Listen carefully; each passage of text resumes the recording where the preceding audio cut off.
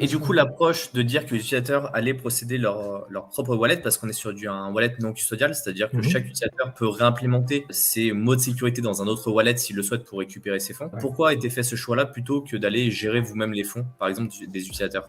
Alors, ça a beaucoup d'avantages. Le premier avantage, c'est pour l'utilisateur. Donc, quoi qu'il arrive à relais, si demain on devait fermer la porte, et puis que ce soit pour une faillite ou pour une autre raison, on n'a aucun accès aux fonds des utilisateurs. Donc, une fois que les bitcoins sont envoyés sur le wallet de l'utilisateur, c'est entre les mains de l'utilisateur. Donc, on n'a plus accès, on n'a jamais accès d'ailleurs, donc à tout ce qui est bitcoin dans les wallets des utilisateurs.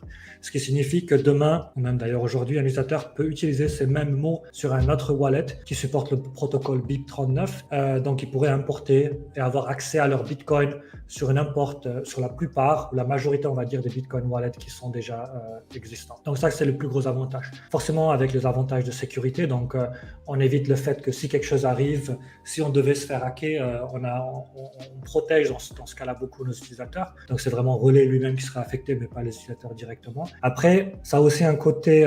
donc, le problème, c'est que le plus gros problème pour nos utilisateurs initialement, c'était le fait qu'il y a aussi une certaine phase d'apprentissage, en fait. Donc, on partage ces 12 mots. Donc, quand je dis on partage, les mots sont générés localement dans le téléphone.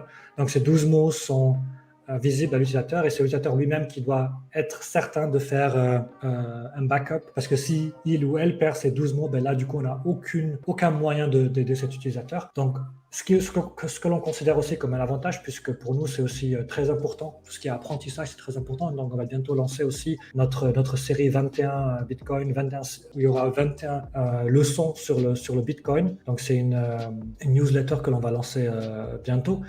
Pour nous, c'est aussi très important le côté apprentissage. Donc, que nos utilisateurs n'utilisent pas simplement l'application sans vraiment savoir ce qu'ils font, mais aussi un minimum leur dire à quoi correspondent ces 12 mots, pourquoi c'est important que vous les notiez et que vous les gardiez quelque part de secret. Donc, nous, on considère le fait d'être non custodial vraiment très, très avantageux. Oui, effectivement, parce qu'aujourd'hui, il y a très peu de plateformes qui peuvent se permettre de le dire, et surtout des plateformes où on peut acheter de la crypto directement sans KYC.